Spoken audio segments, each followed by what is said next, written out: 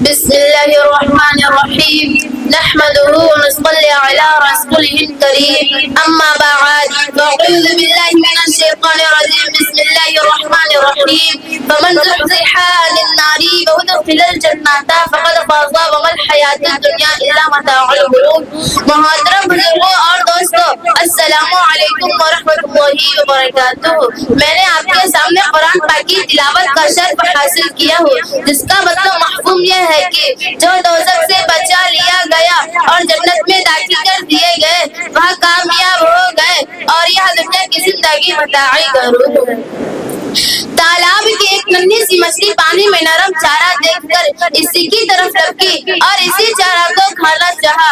اچانک ایک بڑی مچھلی آئی اور بولی، ارے بہن تو ایسا نہ کر، وہ چارے مت کھا. اس چارے میں ایک کانٹے دار لوہا ہے جو ایک ڈورے سے بندھا ہوا ہے. وہ ڈورے ایک آدمی کے ہاتھ میں ہے. آدمی اسی انتظار میں ہے کہ اس چارے کو کھائے، کانٹا تیری حلق میں پہنچ جائے اور ڈورے کھینچ کر تجھ کو پانی سے باہر نکال کر تجھ کو اپنے قبضے میں کر لیے، پھر گھر جا کر تجھ کو کاٹ کر پکائے اور 32 دانتوں کے بیچ تجھ کو چبائے.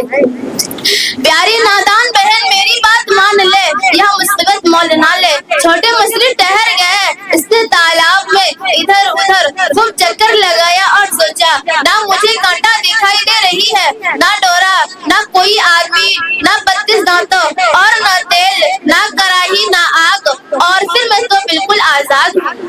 ذرا سی دیر میں کہاں سے کہاں چلی جاتی ہوں. مچھلی سوچتے رہی بلاخر اسی سے نہ رہے گا. اس نے وہاں 4 انگل لیا اور پھر وہی ہوئی جس کی خبر بڑے مچھلی نے دی تھی. اسی طرح انہوں نے اپنے محبوب رسولوں کو بھیج کر انسانوں کو آگاہ کیا، اے انسانوں، تمہاری یہ دنیا کی زندگی ہی سب کچھ نہیں بلکہ اس کے بعد بھی دنیا ہے جو کبھی ختم نہیں ہونے والے ہیں. یہ دنیا کی زندگی چند دنوں کی ہے، نہ جانے کب ختم ہو جائے. تم یہاں پر اگر اللہ اور اس کے رسولوں کے بات مان کر اس کے مطابق عمل کرے گا تو ہمیشہ کے لیے تم کو آرام والی جگہ یعنی جنت دی جائے گی. اور اگر چھوٹی مچھلی کی طرح غیبت، لاپرواہی، لالچ اور حرص سے کام لیے، رسولوں کے بات نہ مان کر اپنے سمجھے سے کام لیے اور اپنے مرضی کے مطابق زندگی گزارے تو ایک نہ ایک دن تم کو موت آ جائے گی اور تم کو ہمیشہ کے لیے تکلیف والے جگہ یعنی جہنم میں جانا پڑے گا. موت کے بعد والے زندگی کا ہی نام آخرت ہے. جن لوگوں نے نبی اور رسولوں کے بات مانے اور ان کے بتائے راستے پر چلے وہ کامیاب ہو گئے،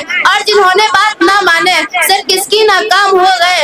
اللہ کا شکر ہے کہ ہم مسلمان ہیں اور آخرت پر یقین رکھتے ہیں. لیکن آج کے زیادہ تر لله رب العالمين نحمده ونصلي على رسوله الكريم أما بعد فأعوذ بالله من الشيطان الرجيم بسم الله الرحمن الرحيم والكتاب المبين إنا أنزلناه في ليلة مباركة وإنا كنا منذرين فيها يفرق كل أمر حكيم أمرا أمرنا إنا كنا مرسلين.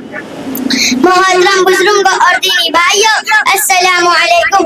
میں نے آپ کے سامنے قرآن پاک کی چند آیت کی تلاوت کی گئی ہے جس میں اللہ رب العزت کتاب مبین یعنی قرآن پاک کی قسم کھا کر فرما رہے ہیں کہ میں نے اس کو برکت والی رات میں اتارا ہے. اس رات میں ہر امر محکمہ کا فیصلہ کیا جاتا ہے. ہم نے آپ کو رسول بنا کر بھیجا ہے. اس آیت میں برکت والی رات سے مراد شعبان کی مہینے کی 15ویں رات ہے یعنی رمضان المبارک کی 15 دن پہلے والی رات ہے. اس رات کی بڑی فضیلت اور برکت بیان کی گئی ہے. ایک حدیث پاک کا مفہوم ہے کہ اللہ تعالیٰ 4 راتوں میں خیر برکت کو بڑھاتے ہیں. بقرعید کی 9ویں اور 10ویں تاریخ کی رات ہے. عید الفطر کی رات اور شعبان کی 15ویں رات ہے یعنی شب برات. میرے آقا صلی اللہ علیہ وسلم کا یہ بھی فرمان ہے کہ شعبان کی 15ویں تاریخ کو شب بیدار کیا کرو یعنی رات میں دعا، تلاوت وغیرہ کیا کرو اور دن کو روزہ رکھو، کیونکہ غروب آفتاب کے وقت سے ہی اللہ تعالیٰ آسمان زمین پر نزول فرماتے ہیں اور کہتے ہیں کیا کوئی ایسا ہے جو روزی مانگنے والا ہے میں اس کو روزی دوں. کیا کوئی ایسا ہے جو مصیبت زیادہ ہو جو آفتاب کی دعا مانگے میں اس کو آفتاب دوں. کیا کوئی ایسا ہے. اللہ کی طرف سے اعلان ہوتا رہتا ہے یہاں تک کہ صبح ہو جاتی ہے. وما علینا الا البلاغ المبین. الحمدللہ